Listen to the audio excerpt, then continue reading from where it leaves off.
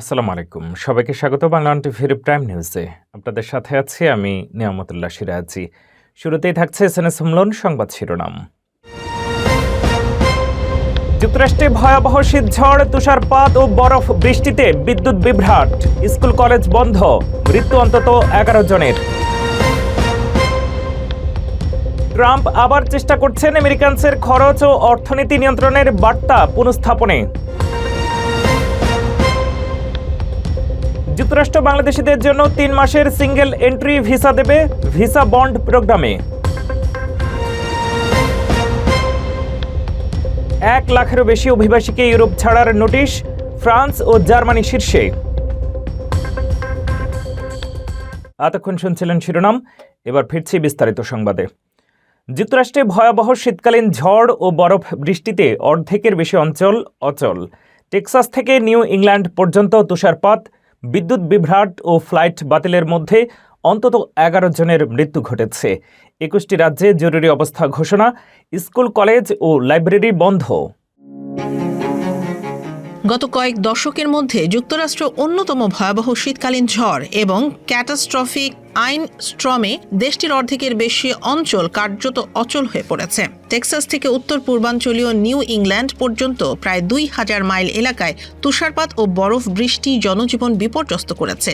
স্থানীয় সময় রোববার বিকেল পর্যন্ত বিভিন্ন অঙ্গরাজ্যে অন্তত 11 জনের মৃত্যুর খবর পাওয়া গেছে। পরিস্থিতি এতটাই গুরুতর যে 21টি রাজ্যে জরুরি অবস্থা ঘোষণা করা হয়েছে।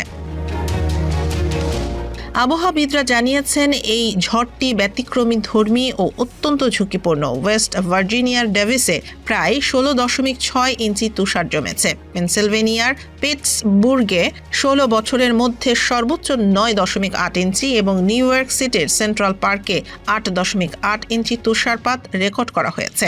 লাগার্ডিয়া, জেএফকে এবং নেওয়ার বিমানবন্দরগুলোতে নতুন দৈনিক তুষারপাতের রেকর্ড তৈরি হয়েছে।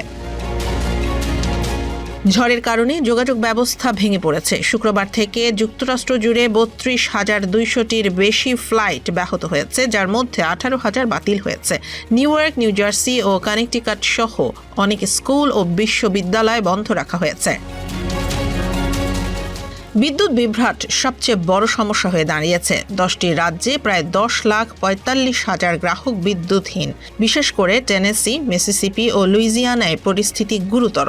নিউ ইয়র্ক প্রশাসন 5টি ওয়ার্মিং সেন্টার খুলেছে। তবে আবহাওয়া দপ্তর সতর্ক করেছে, তুষারপাত কমলেও তীব্র ঠান্ডা আরও কয়েকদিন থাকতে পারে। মিশিগান অঙ্গরাজ্যে তীব্র তুষারপাত আর হাড় কাঁপানো শৈত্যপ্রবাহে জনজীবন বিপর্যস্ত। হিমাঙ্কের অনেক নিচে তাপমাত্রা নেমে যাওয়ায় মেট্রো ডেট্রয়েট এলাকায় অন্তত 200টি স্কুল বন্ধ রয়েছে। এদিকে ওয়েস্ট মিশিগানে গৃহহীনদের ভিড়ে আশ্রয় কেন্দ্রগুলো চরম চাপের মুখে পড়েছে। মিশিগান অঙ্গরাজ্যে তুষারপাতের সঙ্গে বইছে হাড় কাঁপানো শীতল হাওয়া। তাপমাত্রা নেমে গেছে হিমাঙ্কের অনেক নিচে। প্রবল ঠান্ডা ও টানা তুষারপাতের কারণে জনজীবন মারাত্মকভাবে ব্যাহত হচ্ছে। চরম আবহাওয়ার প্রভাবে জরুরি প্রয়োজন ছাড়া সাধারণ মানুষ ঝুঁকি নিয়ে বাইরে বের হচ্ছে না। বরফে ঢাকা সড়কে যান চলাচল কঠিন হয়ে পড়েছে। বাড়ছে দুর্ঘটনার আশঙ্কা। অনেক এলাকায় যানবাহন ধীর গতিতে চলাচল করছে, কোথাও কোথাও বন্ধ রয়েছে। ভারী তুষারপাত ও তীব্র শৈত্যপ্রবাহের কারণে মেট্রো ডেট্রয়েট এলাকায় কমপক্ষে 200টি স্কুল বন্ধ ঘোষণা করা হয়েছে। শিক্ষার্থীদের নিরাপত্তার কথা বিবেচনা করে অনেক শিক্ষা প্রতিষ্ঠানে অনলাইনে ক্লাসও বাতিল করা হয়েছে। আবহাওয়া বিভাগ জানিয়েছে, আগামী কয়েকদিন এই শৈত্যপ্রবাহ অব্যাহত থাকতে পারে। প্রশাসনের পক্ষ থেকে নাগরিকদের ঘরে থাকার, উষ্ণ পোশাক ব্যবহারের এবং অপ্রয়োজনীয় ভ্রমণ এড়িয়ে চলার আহ্বান জানানো হয়েছে। এদিকে ওয়েস্ট মিশিগানে তাপমাত্রা হিমাঙ্কের অনেক নিচে নেমে যাওয়ায় আশ্রয় কেন্দ্রগুলোতে চাপ বেড়েই চলেছে। টানা ঠান্ডা, তুষারপাত ও হাড় কাঁপানো বাতাস থেকে বাঁচতে গৃহহীন ও ঝুঁকিপূর্ণ মানুষজন শেল্টারগুলোতে আশ্রয় নিচ্ছেন। কর্তৃপক্ষ জানায়, প্রতিদিন আশ্রয় প্রার্থীর সংখ্যা বাড়ছে। খাবার, উষ্ণ পোশাক ও কম্বলের ব্যবস্থা থাকলেও জায়গা ও সম্পদের সীমাবদ্ধতা বড় চ্যালেঞ্জ হয়ে দাঁড়িয়েছে। স্বেচ্ছাসেবীরা বলছেন, এই চরম ঠান্ডায় গৃহহীনদের নিরাপত্তা নিশ্চিত করাই এখন সবচেয়ে জরুরি। নিউ ইয়র্কে তীব্র তুষার ঝড় ও হাড় কাঁপানো শীতে গৃহহীনদের জন্য বড় আশ্বাস দিলেন মেয়র জোহরান মামদানি। শহর জুড়ে খোলা হয়েছে ওয়ার্মিং সেন্টার ও শতাধিক শেল্টার। কোড ব্লু জারির ফলে 311-এ কল করলেই মিলছে জরুরি আশ্রয়ের সুযোগ। নিউ ইয়র্ক সিটিতে তীব্র তুষার ঝড় ও মারাত্মক শীতের মধ্যে গুরুত্বপূর্ণ ঘোষণা দিয়েছেন মেয়র জোহরান মামদানি। তিনি বলেছেন, শহরে আশ্রয়ের জন্য পর্যাপ্ত শেল্টার বেড রয়েছে, যাতে প্রয়োজন হলে প্রতিটি নিউ ইয়র্ককে নিরাপদ স্থানে রাখা সম্ভব। মেয়রের মতে, এই ঠান্ডা গত 8 বছরের মধ্যে সবচেয়ে দীর্ঘ ও বিপজ্জনক, যা রাস্তায় থাকা মানুষের জন্য প্রাণঘাতী হতে পারে। ইতোমধ্যে শনিবার ও রবিবার মিলিয়ে 6 জনের মরদেহ বাইরে পাওয়া গেছে, যদিও প্রাথমিকভাবে তারা সবাই গৃহহীন ছিলেন কিনা তা নিশ্চিত করা যায়নি। তবে এই ঘটনাগুলো চরম শীতের ঝুঁকির বাস্তব প্রমাণ। মেয়র জানান, শহরের বিশেষ টিমগুলো প্রতি 2 ঘন্টা পর পর রাস্তায় গিয়ে গৃহহীনদের খুঁজে বের করে আশ্রয়ে নেয়ার চেষ্টা করছে। 5টি বড়তে মোট 10টি ওয়ার্মিং সেন্টার খোলা হয়েছে। পাশাপাশি রয়েছে 126টি শেল্টার, হাসপাতাল ও অন্যান্য নিরাপদ স্থান। কোড ব্লু চলাকালে 311 নম্বরে ফোন করলে তা সরাসরি জরুরি সেবায় চলে যায় এবং কোনো কাগজপত্র ছাড়াই মানুষকে শেল্টারে নেওয়া হয়। মেয়রের স্পষ্ট বার্তা, এই ঝড়ের সময় নিউ ইয়র্কে কাউকেই আশ্রয় থেকে ফিরিয়ে দেওয়া হবে না। মিনিয়াপোলিসে ফেডারেল এজেন্টের গুলিতে প্রেটি নিহত হওয়ার পর স্থানীয় রাজনৈতিক চাপ ও নাগরিক ক্ষোভ বেড়েছে। ঘটনা সামাজিক ন্যায় প্রতিষ্ঠা, নাগরিক অধিকার ও ফেডারেল আইন প্রয়োগ নিয়ে বিতর্কের কেন্দ্রবিন্দুতে পরিণত হয়েছে। স্থানীয় ও ফেডারেল কর্মকর্তারা উত্তেজনা কমাতে সহযোগিতার আহ্বান পেয়েছেন। মিনিয়াপোলিসের 37 বছর বয়সী intensive care nurse Alex Jeffrey প্রেটিকে ফেডারেল বর্ডার পেট্রোল এজেন্ট গুলি করে হত্যা করেছে। এটি ওই শহরের এই মাসে দ্বিতীয় ফেডারেল শুটিংয়ের ঘটনা। স্থানীয় বাসিন্দা ও কর্মকর্তারা এই ঘটনায় ক্ষোভ প্রকাশ করেছেন। ফেডারেল কর্মকর্তারা দাবি করেছেন, এজেন্ট নিজের জীবন এবং সহকর্মীদের সুরক্ষার জন্য গুলি চালিয়েছে। তবে অন্তত 4টি বাইস্ট্যান্ডার ভিডিও প্রশাসনের বর্ণনার সঙ্গে মেলে না। ভিডিওতে দেখা গেছে প্রেটি তার ফোন ধরছিলেন, বন্দুক ধারণ করেননি। মিনেসোটা গভর্নর টিম ওয়ালস এজেন্টদের অপরিপক্কতাকে দায়ী করেছেন, আর বর্ডার পেট্রোল কমান্ডার গ্রেগরি বোভিনো স্থানীয় কর্মকর্তাদের প্রতিবাদীদের ভিলিফাই করার কারণে এ হত্যাকে প্রতিরোধযোগ্য ট্র্যাজেডি হিসেবে উল্লেখ করেছেন। প্রেটির মৃত্যুতে ডেমোক্র্যাট আইন প্রণেতারা হোমল্যান্ড সিকিউরিটি সচিব ক্রিস্টি নোয়েমকে ইমপিচমেন্টের আহ্বান জানাচ্ছেন। WNBA তারকা ব্রিয়ানা স্টুয়ার্ট সহ অন্যান্য খেলোয়াড়রা সামাজিক মাধ্যমে অ্যাবলিশ আইস পোস্ট করে সমর্থন জানিয়েছেন। প্রাক্তন সহকর্মীরা প্রেটিকে দায়িত্বশীল ও মানবিক হিসেবে স্মরণ করেছেন। তিনি মিনেসোটার ভেটারান্স হাসপাতালের নার্স হিসেবে কাজ করতেন এবং সামাজিক ন্যায় প্রতিষ্ঠার জন্য প্রতিবাদে অংশ নিয়েছিলেন। স্থানীয় ব্যবসায়ী ও NBA খেলোয়াড়রা ফেডারেল ও স্থানীয় কর্মকর্তাদের সহযোগিতার মাধ্যমে উত্তেজনা কমানোর আহ্বান জানিয়েছেন। ঘটনার পর রাজনৈতিক চাপ, তদন্ত এবং জনগণের ক্ষোভ অব্যাহত রয়েছে। প্রেটির মৃত্যু সামাজিক ন্যায় ও ফেডারেল আইন প্রয়োগ নিয়ে নতুন বিতর্কের সূত্রপাত করেছে। প্রেসিডেন্ট ডোনাল্ড ট্রাম্প আবারও অর্থনৈতিক ও বাসস্থানের খরচ নিয়ে বার্তা পুনরায় সাজানোর চেষ্টা করছেন। গত মাসে পেনসিলভানিয়ায় একটি ক্যাসিনোতে অ্যাফোর্ডেবিলিটি নিয়ে কথা বলার সময় তিনি ডেমোক্র্যাটদের এই শব্দকে ধোঁকাবাজি বলে উল্লেখ করেছিলেন। এরপর ডেট্রয়েটে শিল্প পুনরুজ্জীবনের প্রচারে আবারও অ্যাফোর্ডেবিলিটি শব্দকে নস্যাৎ করেন। দাভোস ভ্রমণের সময় নতুন গৃহনীতি ঘোষণা করলেও গ্রিনল্যান্ড নিয়ে আন্তর্জাতিক উত্তেজনা ও অন্যান্য বিতর্কের কারণে বার্তাটি ঠিকঠাক পৌঁছায়নি। ট্রাম্পের বার্তা পুনর্নির্মাণের লক্ষ্য মধ্যমেয়াদী নির্বাচনের জন্য, যেখানে অর্থনৈতিক উদ্বেগ প্রার্থীদের ভোটে প্রভাব ফেলতে পারে। তবে বাস্তব চিত্র ভিন্ন। কর্মসংস্থান বৃদ্ধি ধীর, বেতন বৃদ্ধি সীমিত, ক্রেডিট কার্ডের ডিফল্ট বাড়ছে। আমেরিকানস অনেকেই মনে করেন ট্রাম্পের নীতি দৈনন্দিন খরচ কমাতে যথেষ্ট নয়। বিশ্লেষকরা বলছেন, অ্যাফোর্ডেবিলিটি এখন ভোটারদের প্রধান উদ্বেগ এবং ট্রাম্পের বার্তা পুনঃস্থাপনের চ্যালেঞ্জ বড়। নির্বাচনের আগে মধ্যবিত্ত ও শ্রমিকদের খরচ নিয়ে উদ্বেগ তার রাজনৈতিক প্রচেষ্টার জন্য মূল চ্যালেঞ্জ হয়ে দাঁড়িয়েছে।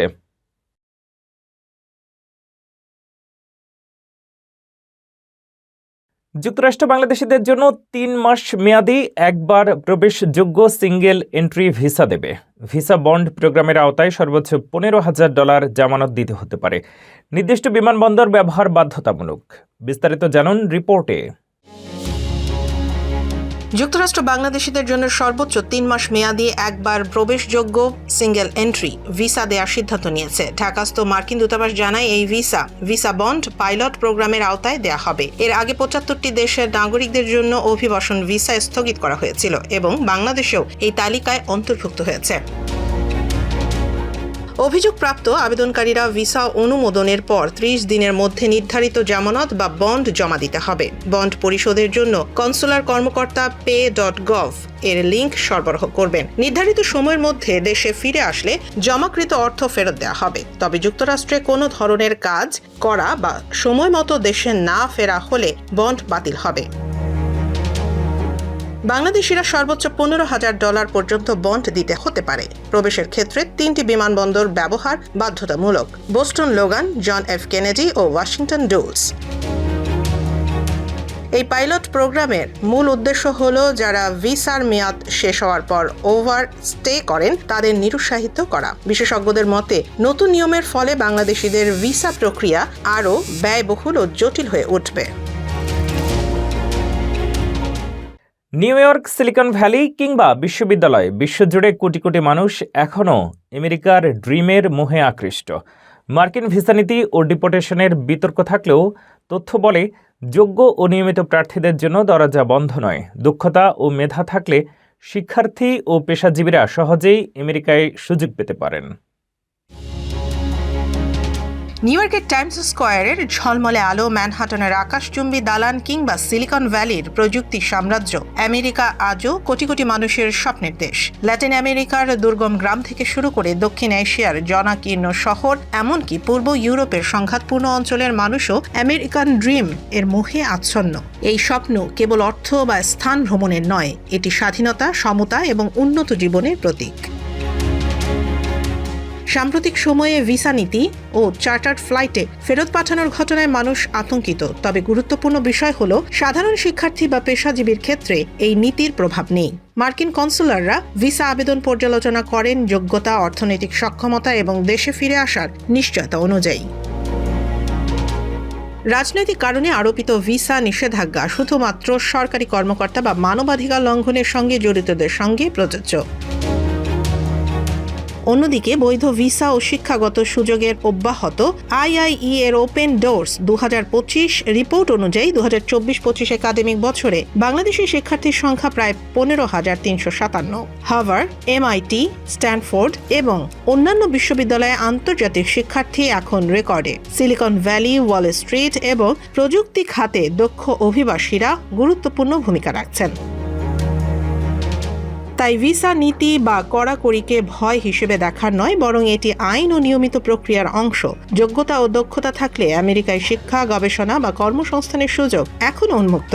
বিশ্বের কোটি কোটি মানুষের জন্য আমেরিকান ড্রিম আজও জীবন্ত। বাংলাদেশে ত্রয়োদশ জাতীয় সংসদ নির্বাচনের প্রচারণা শুরু হওয়ার পর সামাজিক মাধ্যম ও গুগল সার্চে পার্টি অনুসন্ধানের চিত্র বিশ্লেষণ করা হয়েছে। দলগুলো কতটা জনপ্রিয় বা অনুসন্ধিত হয়েছে, ফেসবুক ফলোয়ার সংখ্যা কত, এসব তথ্য মিলিয়ে নির্বাচন ঘিরে জনমত ও ডিজিটাল কার্যক্রমের চিত্র জানতে দেখুন আমাদের প্রতিবেদনটি।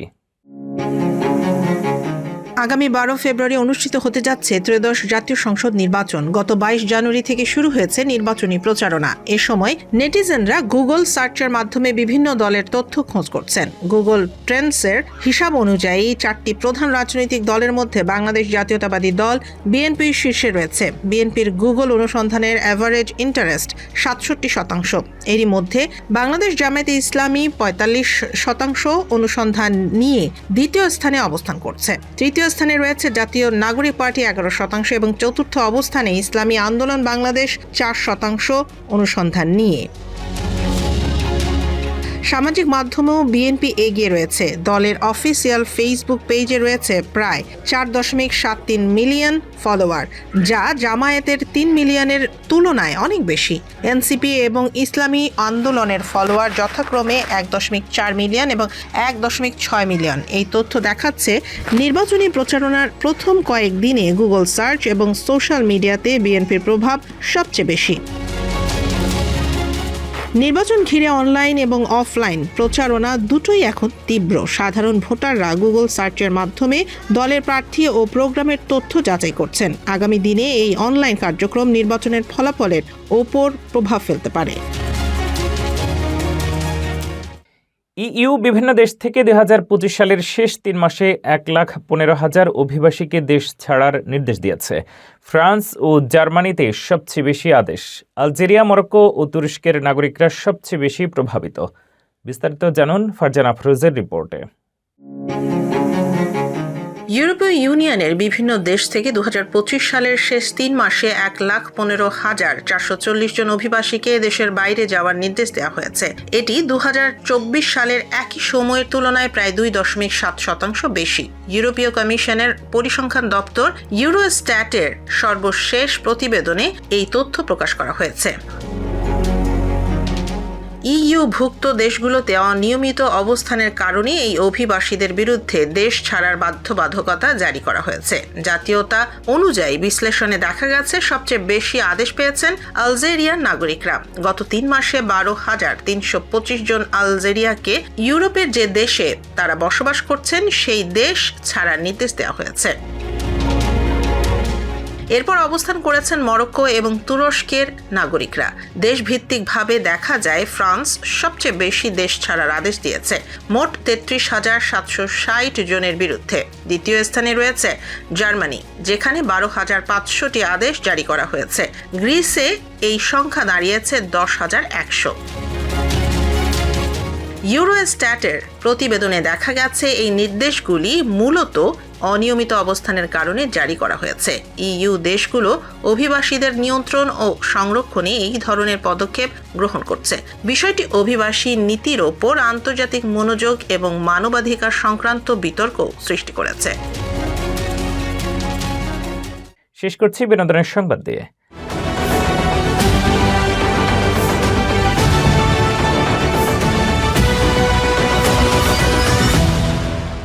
ঢালিউডের শোবিজ জগতে আবারও শাকিব খানকে ঘিরে গুঞ্জন শুরু হয়েছে। চিত্রনায়িকা শবনম বুবলি আবার মা হতে চলেছেন। এই খবরের মধ্যেই প্রশ্ন, কি আবার বাবা হচ্ছেন শাকিব খান? এই প্রশ্নের জবাব জানতে সাংবাদিকরা পৌঁছান শাকিবের প্রাক্তন স্ত্রী অভিনেত্রী অপু বিশ্বাসের কাছে। প্রশ্ন শুনে অপু খানিকটা অবাক হয়ে বলেন, আচ্ছা তাই নাকি, আমি তো জানি না, আপনারা একটু বলুন। তিনি আরও জানান, সোশ্যাল মিডিয়ায় এখন খুব সক্রিয় নন, তাই বুবলি ঘিরে চলা গুঞ্জন সম্পর্কে তার জানা নেই। অপু ব্যক্তিগত বিষয়ে মন্তব্য করতে পছন্দ করেন না। তিনি বলেন, আমি এখন পুরোপুরি আমার কাজ নিয়ে ব্যস্ত। শাকিবের সঙ্গে আমার সময়ে সহযোগিতা সবসময় ছিল, তাই আর কি বলবো। উল্লেখ্য, 2008 সালে অপু ও শাকিব গোপনে বিয়ে করেন। 2016 সালে জন্ম নেয় পুত্র আব্রাহাম। 2018 সালে তারা বিচ্ছেদ হলেও শাকিব 2018 সালে বুবলিকে বিয়ে করেন এবং 2020 সালে তাদের সন্তান জন্মগ্রহণ করে। এই ছিল বাংলা টিভির প্রাইম নিউজে। পরবর্তী প্রাইম নিউজ দেখার আমন্ত্রণ জানিয়ে শেষ করছি এখানেই। এতক্ষণ সাথে থাকার জন্য ধন্যবাদ।